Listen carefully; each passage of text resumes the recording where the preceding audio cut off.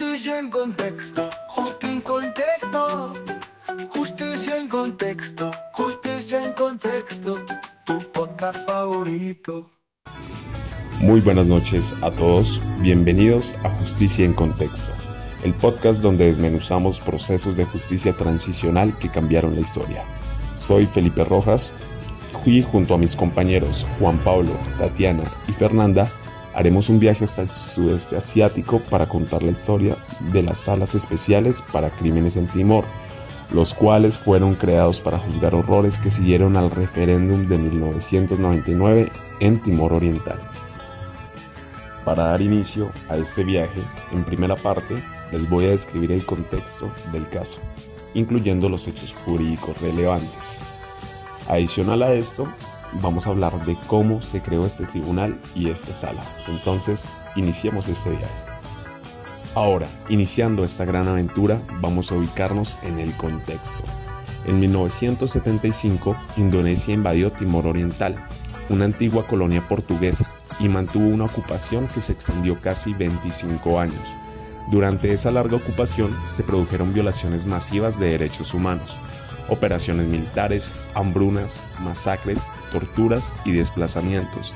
Algunas estimaciones señalan cifras en torno a 200.000 víctimas durante las décadas de ocupación, pero el detonante inmediato fue el referéndum del 30 de agosto de 1999. Allí, una amplia mayoría votó por la independencia. La respuesta fue brutal.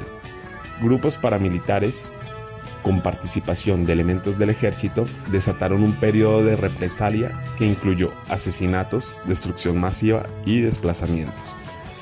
En los meses posteriores al plebiscito, se estima que alrededor de 1.400 personas fueron asesinadas y una gran parte de la infraestructura del territorio quedó destruida.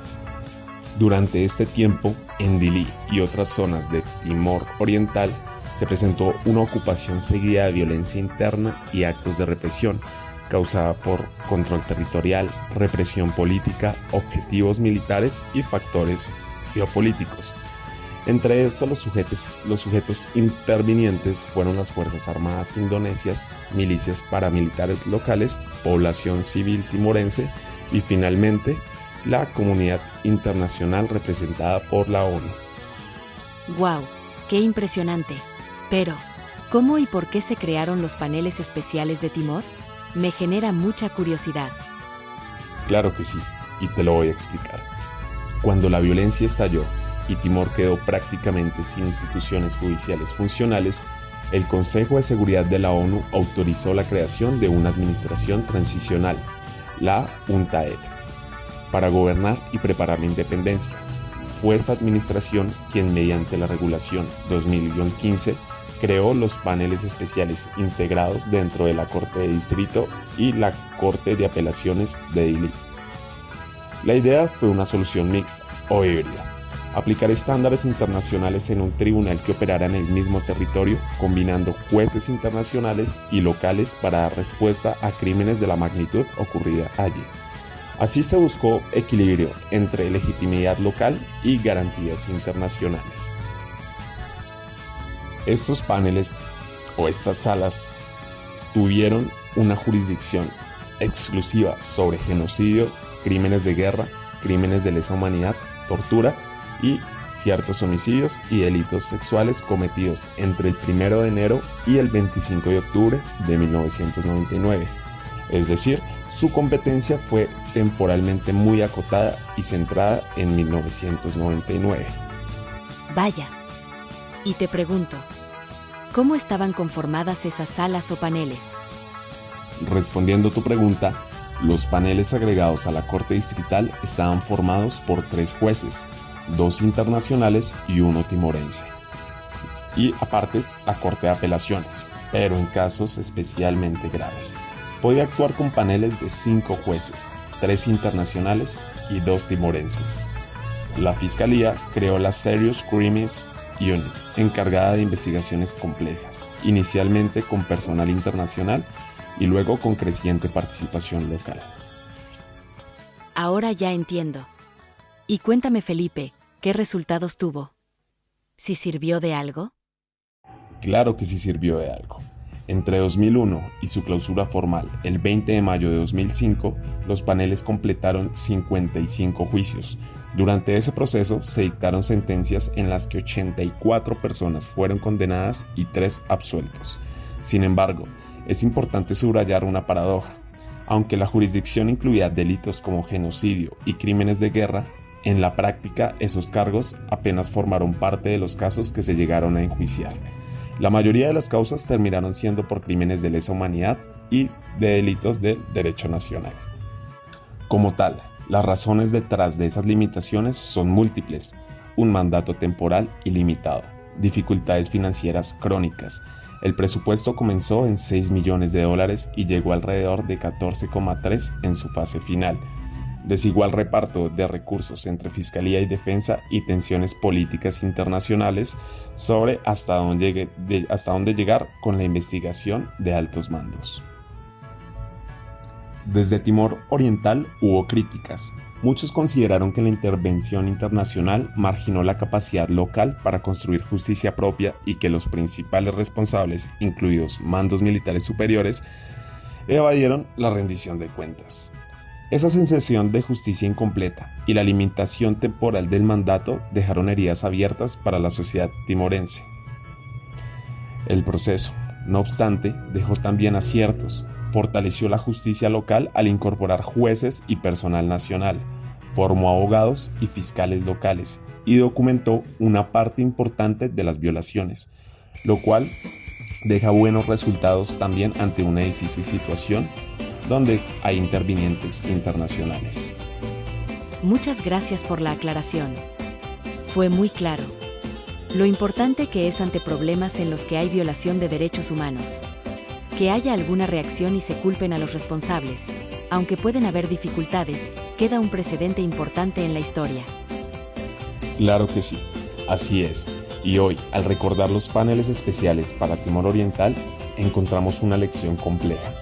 La justicia transicional no es fórmula mágica, es una mezcla tensa entre lo que la comunidad internacional puede ofrecer y lo que la sociedad afectada necesita para sanar. Los paneles dieron pasos importantes, pero también mostraron los límites cuando la política, el dinero y las decisiones estratégicas internacionales marcan el molde del proceso. Si algo debemos llevarnos de Timor, es humilde y duro a la vez.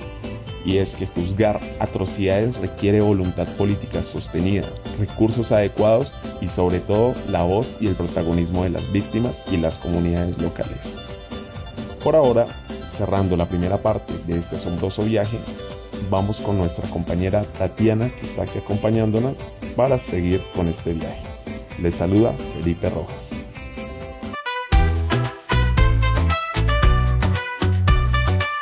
Continuando, vamos con la intervención de nuestra compañera Tatiana.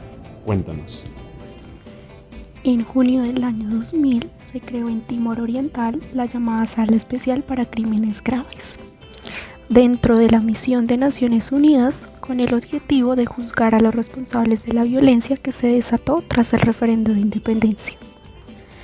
Este tribunal es muy interesante porque no inventó nuevas reglas desde cero, sino que tomó como base varias fuentes del derecho penal internacional. En primer lugar, recurrió al derecho internacional consuetudinario, y es decir, que aquellas normas que por la práctica constante de los estados y su aceptación como obligatorias se convirtieron en reglas universales. Allí ya estaban reconocidos los delitos como el genocidio, los crímenes de lesa humanidad y los crímenes de guerra. En segundo lugar, se apoyó en tratados internacionales que daban un marco jurídico sólido. Entre ellos se destaca la Convención del año 1948 para la prevención y la sanción del delito de genocidio y los convenios de Ginebra para el año 1949. Junto con sus protocolos adicionales, fijan la protección de los civiles y de las personas que no participan en hostilidades.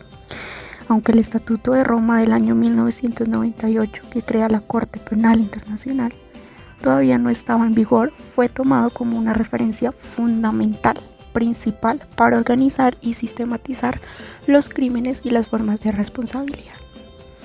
Además, la Sala Especial aprovechó la jurisprudencia de los tribunales penales internacionales, como el de Ruanda y el de la ex Yugoslavia, que ya habían aclarado conceptos muy importantes, por ejemplo, qué significa una persecución sistemática contra la población civil o cómo atribuir responsabilidad penal de los líderes que no ejecutan directamente los crímenes, pero los ordenan o los permiten. Finalmente, en lo que no estuviera regulado por el derecho internacional, el tribunal no podía aplicar de manera supletoria disposiciones del derecho interno de Timor Oriental en Indonesia, sobre todo en aspectos procesales. En conclusión, la Sala Especial para Timor fue un tribunal híbrido porque integró normas internacionales y locales. Al hacerlo, demostró que la justicia penal internacional no es algo abstracto, sino un sistema que combina la experiencia acumulada entre tratados, costumbre, jurisprudencia y derecho interno para dar respuesta a los crímenes más graves que afectan la humanidad entera. Listo, Tatiana, muchas gracias por tu intervención. Vamos a seguir en este recorrido ahora con la participación de nuestro amigo Juan Pablo. Cuéntanos, Juan Pablo. Bueno, como origen y estructura de un modelo híbrido, la creación de las salas especiales para delitos graves, estas por sus siglas en inglés, en Timor Oriental, también conocidas como el Tribunal del Timor Oriental, representan un esfuerzo pionero y crucial en la comunidad internacional para abordar los crímenes de atrocidad masiva en el contexto de la transición post-conflicto. Este tribunal fue establecido en el año 2000 por la Administración de Transición de las Naciones Unidas en el Timor Oriental, también con sus siglas en inglés UNTAED, con el mandato de enjuiciar los delitos criminales graves que se cometieron en el país durante el año 1999. La decisión de establecer un mecanismo de justicia penal como este se produjo tras una negativa de la ONU a crear un tribunal ad hoc completamente internacional para Timor-Leste, una opción que se consideró demasiado costosa y políticamente compleja en este momento. En cambio, la ONU optó por un modelo alternativo, confiando inicialmente en las promesas de Indonesia de procesar a sus propios oficiales militares. Las salas especiales para los delitos graves, junto con la unidad de crímenes graves y la unidad de abogados defensores, se constituyó como un sistema judicial híbrido, fusionando elementos judiciales internacionales y locales con el fin de garantizar la rendición de cuentas por crímenes cometidos. Ahora, cuando se organizaron, los jueces internacionales provenían de una variedad de países, lo que aportaba una perspectiva global al proceso. La decisión de la ONU de crear un tribunal híbrido, un lugar de un tribunal internacional ad hoc, se interpreta como una respuesta evolutiva en el campo de la justicia penal internacional. ¿Por qué?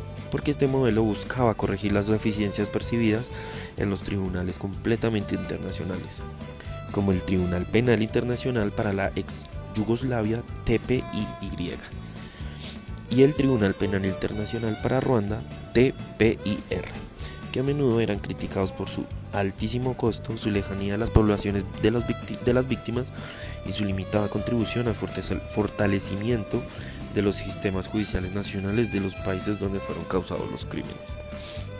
Ahora, la unidad de crímenes graves, SCU, con sus siglas también en inglés, llevó a cabo investigaciones que resultaron en la presentación de acusaciones contra un número considerable de individuos, que se emitieron acusaciones por casi 400 personas en 95 acusaciones separadas. ¿Qué sucedía? Que el perfil de los acusados era variado e incluía tanto a funcionarios de la jerarquía militar y civil de Indonesia como a los milicianos de Timor Oriental. Entre los acusados se encontraban 37 oficiales militares de las Fuerzas Armadas de Indonesia, 4 jefes de policía indonesios, 60 oficiales y soldados timorenses del TNI, o sea, Fuerzas Armadas de Indonesia, el exgobernador civil de Timor Oriental y 5 administradores del distrito. A pesar de este gran número de acusaciones, el alcance real de los enjuiciamientos fue mucho más limitado. En las salas especiales para delitos se celebraron 55 juicios que involucraron 88 acusados. De estos, 84 fueron personas condenadas. con 24 de ellas declarándose culpables y 4 fueron absueltas. Un fragmento de esta investigación sugiere cifras ligeramente diferentes, porque está indicando que se enjuició a 97 sospechosos y se condenó a 94. A pesar de los éxitos de los juicios celebrados, la mayoría de los individuos acusados no fueron llevados ante la justicia. Al momento del cierre de este tribunal, 339 de las personas acusadas permanecían prófugas, fuera de la jurisdicción de Timor-Leste. Como esto nos indica una problemática, y es que la mayor limitación de las salas especiales para los delitos graves fue falta de cooperación por parte del gobierno de Indonesia, porque se negó a extraditar a sus ciudadanos, a pesar de haber firmado un memorando de entendimiento con la Administración de Transición de las Naciones Unidas en Timor Oriental que requería dicha cooperación. Esta falta de cooperación tuvo un efecto directo en la capacidad del tribunal para enjuiciar a los perpetradores de alto rango, quienes en su mayoría eran ciudadanos indonesios. La situación resultó en una brecha de rendición de cuentas. ¿Por qué? Porque es muy significativa y creó una percepción generalizada de que el tribunal solo procesaba individuos de bajo rango de Timor-Leste, mientras que los autores intelectuales y los peces gordos, por así decirlo, permanecían impunes, aún así siendo indonesios. Esta dualidad generó algo así como un cinismo, generó un cinismo entre la población de Timor-Leste, que cuestionaba la imparcialidad de un proceso que condenaba a milicianos locales, mientras los promotores de la violencia disfrutaban de la libertad e incluso de posiciones prominentes en Indonesia. Ahora, el marco jurídico de estas salas especiales permitía la imputación por responsabilidad penal individual. Un principio fundamental del derecho penal internacional lo atacaron en el UNTAD, Administración de Transición de las Naciones Unidas de Timor Oriental, que nos decía que si una persona sería plenamente responsable de un crimen si lo cometía individualmente, conjuntamente o con otra persona o a través de otra persona, esta disposición iba a reflejar un enfoque moderno sobre la responsabilidad penal que buscaba ir más allá de la mera participación en la comisión de estos crímenes. Ahora, como un caso de más emblema de la impunidad de estos juicios, es el caso del general Wiranto, ex comandante de las Fuerzas Armadas de Indonesia. Es un ejemplo elocuente de rendición de cuentas. El 24 de febrero de 2003, la SSU lo acusó formalmente de crímenes de lesa humanidad, incluyendo asesinato, deportación forzosa, persecución y muchos más, que se alegó como comandante Wiranto en ese momento tenía el control efectivo sobre las milicias pro autonomía que buscaban intimidar a la población para que votaran en contra de la independencia. A pesar de la existencia de una orden de arresto y el extenso informe de 92 páginas de los fiscales, Wiranto permaneció en libertad en Indonesia. Su caso no avanzó debido a que Indonesia se negó a extraditarlo. Incluso el hecho de que Wiranto se postulara para la presidencia de Indonesia mientras enfrentaba una acusación por crímenes de guerra por parte de la ONU. Esto subrayaba la desconexión entre el proceso de justicia internacional y la realidad de la política de la región. Y ya terminando nuestra aventura, vamos con la intervención de nuestra compañera Luisa. Hola a todos, bienvenidos. En este podcast exploraremos casos clave de justicia internacional y derechos humanos. Hoy hablaremos de la Sala Especial para Crímenes Graves que operó en Timor Oriental, establecida en junio del año 2000. Para ayudarnos a entender este proceso me acompaña Luisa Pérez, estudiante de Derecho. Bienvenida, Luisa. Gracias, es un gusto estar aquí y compartir un poco de lo que aprendí sobre este caso tan importante. Para empezar, ¿qué era exactamente esta sala especial?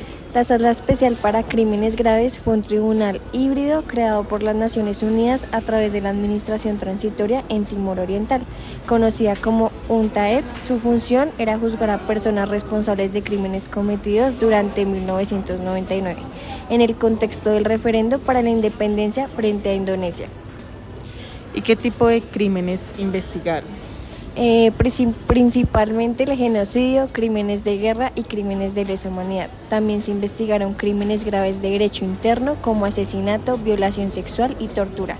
Fue un intento serio de hacer justicia después de un periodo muy violento. Ok, ¿se llevaron a cabo juicios? ¿Qué sanciones se impusieron?